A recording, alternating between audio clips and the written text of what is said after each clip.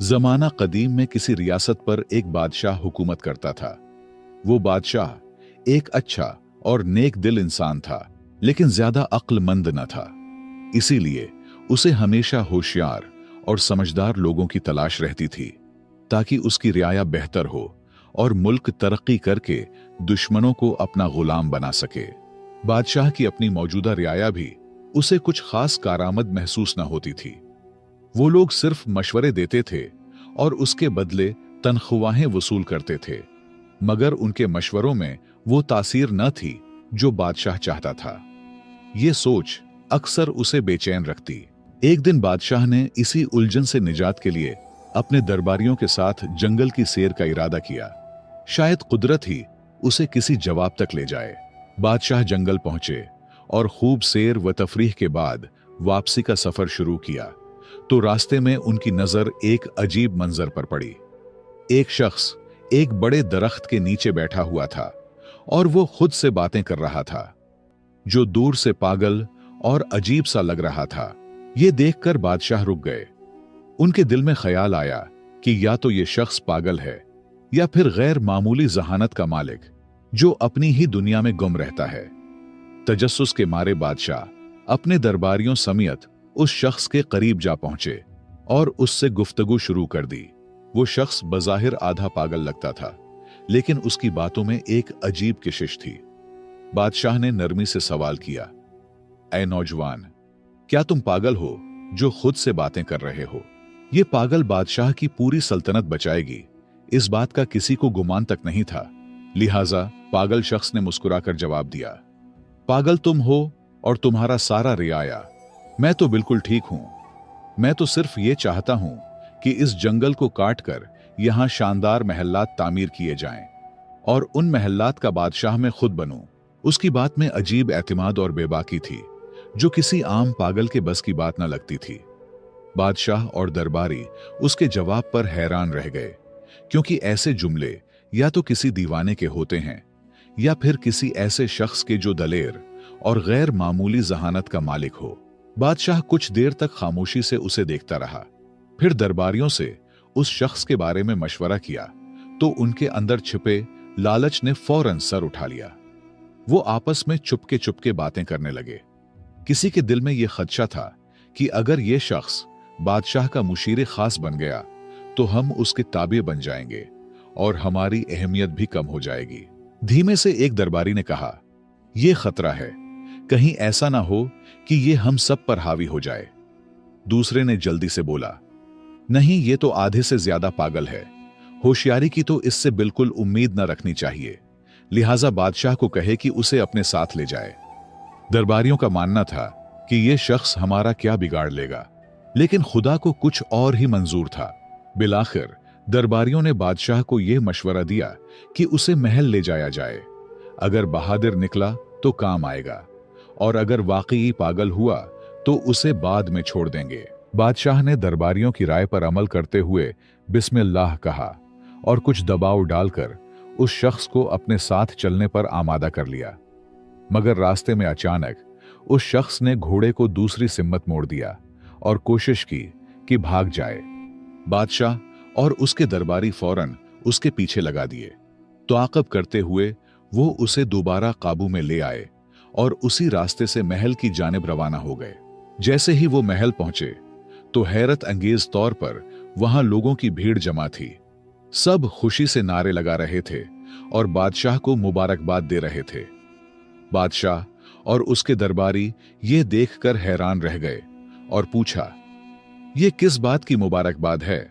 लोगों ने बताया, बादशाह सलामत, जिस रास्ते से आप सैर के लिए गए थे वहां दुश्मन की भारी फौज घात में बैठी थी, जबरदस्त असलहे के साथ।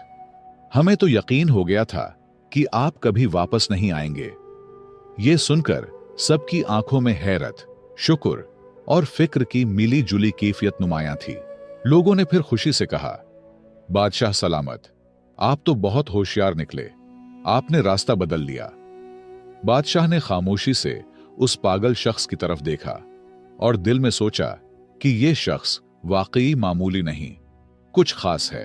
फिर उसने दरबारियों की तरफ मुतवज्जे होकर हुक्म दिया, जल्दी करो, इस शख्स के लिए एक बेहतरीन कुर्सी तैयार करो, आज से ये मेरे साथ रहेगा।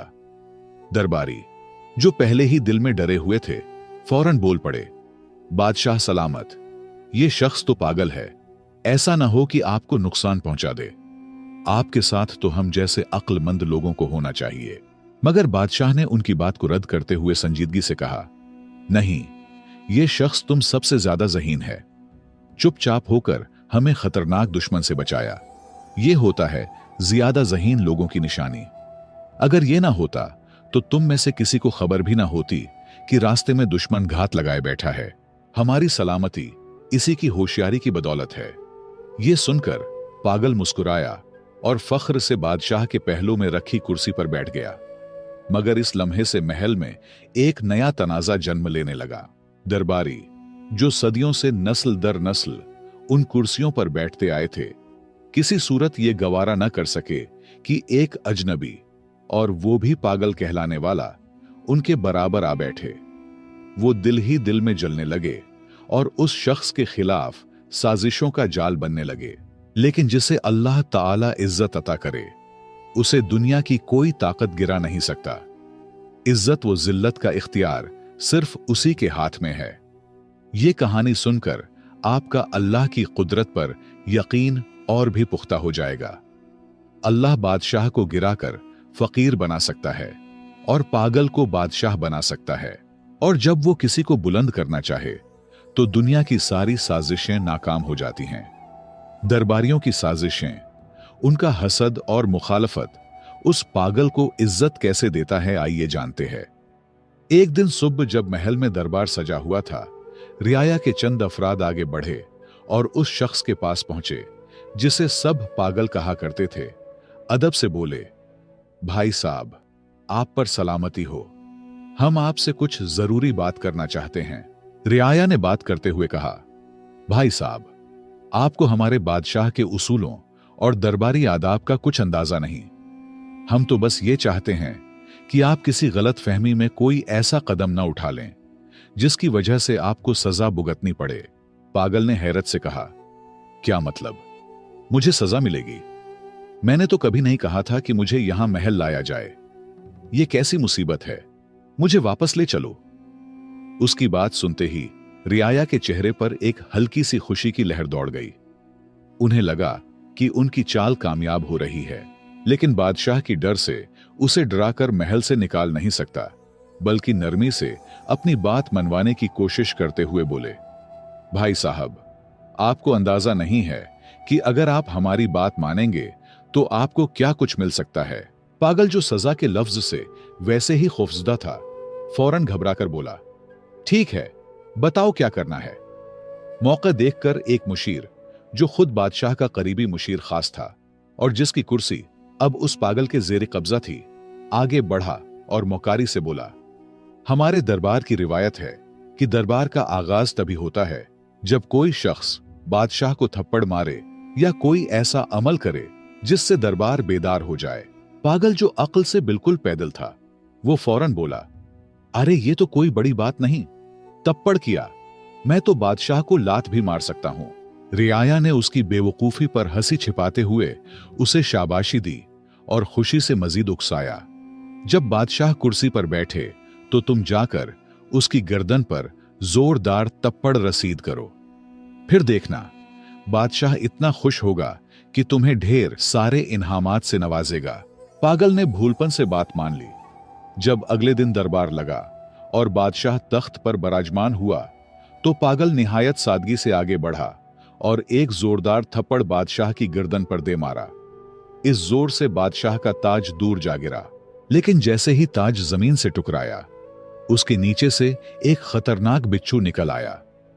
बादशाह फौरन चौंक कर खड़ा हुआ और उसे यह समझते देर न लगी कि अगर वो ताज सर पर रख लेता तो बिच्छू उसे काट लेता। शुक्रगुजारी से भरे दिल के साथ बादशाह ने पागल को सीने से लगा लिया। बादशाह ने पागल को सीने से लगाते हुए खुशी से कहा, मेरे अजीजों, ये सिर्फ एक शख्स है जो मुझसे सच्ची मोहब्बत रखता है। अगर ये मुझे थप्पड़ न मारता तो आज शायद मेरा आखिरी दिन होता। बादशाह के हुक्म पर पागल के लिए एक शानदार दावत का एहतिमाम किया गया और साथ ही उसे एक खूबसूरत महल भी इनाम में दे दिया गया। रियाया, जो पहले ही उससे हसद में मुब्तला थे, अब और भी परेशान हो गए। उनके दिलों में खौफ बैठ गया कि अगर यूं ही सिलसिला चलता रहा तो ये पागल उन सब की कुर्सियों का वारिस बन जाएगा। चुनांचा वो आपस में सरगोशियां करने लगे, यार ये बंदा तो बहुत तेजी से ऊपर जा रहा है, कुछ करना पड़ेगा, वरना हमारी सब इज्जतें और रुतबे खत्म हो जाएंगे। दूसरी तरफ वो आधा पागल दिल ही दिल में सोच रहा था, ये रियाया तो वाकई बड़े सच्चे और हमदर्द लोग हैं।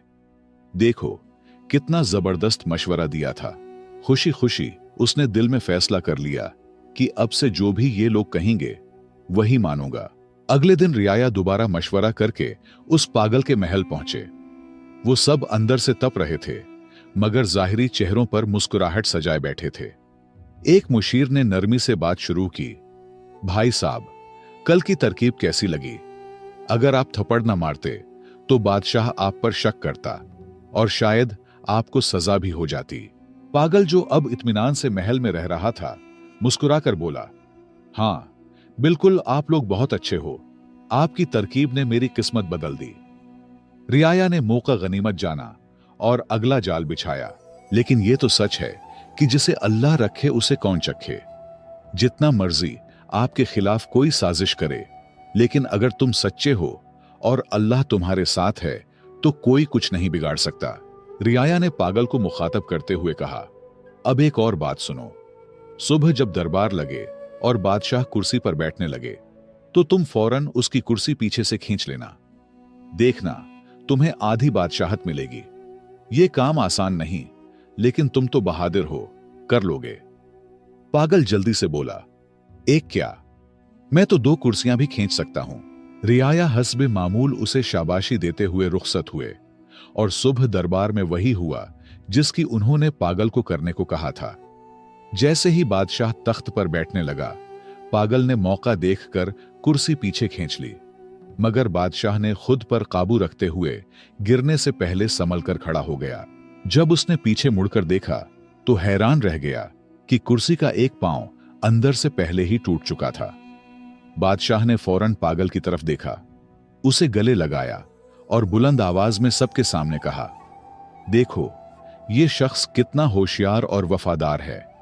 अगर ये ना होता तो मैं कुर्सी समेत जमीन पर गिरकर जख्मी हो जाता। फिर उसे तमगा इम्तियाज देकर अपने फौज का जर्नेल मुंतखब कर दिया और दरबार में एक बार फिर उसकी बहादुरी की दाद दी गई। ये देखकर रियाया सर पकड़कर रह गए। वो जो हर बार उसे गिराने आते, उसी की इज्जत में इजाफा होता रहा। अब वो तंग आकर एक दूसरे से कहने लगे, यार ये कैसी मुसीबत है। हम तो चाहते हैं कि उसे सजा हो, बादशाह नाराज हो और वो फांसी चढ़े, मगर ये हर बार बाजी मार जाता है। अब मामला हाथ से निकलता देखकर मुशीरों ने एक गहरा मंसूबा बनाया, ऐसा मंसूबा जो पूरी सल्तनत को हिलाकर रख सकता था। सबने मिलकर फैसला किया कि वो पड़ोसी बादशाह से खुफिया राब्ता करेंगे, उसे जंग पर उकसाएंगे और वादा करेंगे कि हम तुम पर हमला करेंगे।